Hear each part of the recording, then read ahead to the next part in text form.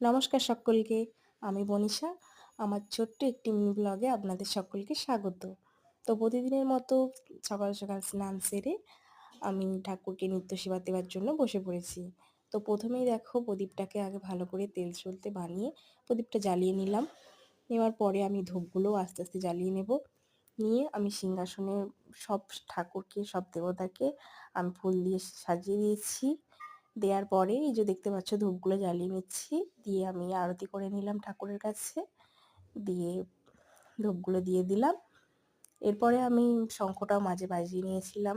দিয়ে ঠাকুরকে প্রতিদিনের মতো জল বাতাসা সেবা দিয়ে আমি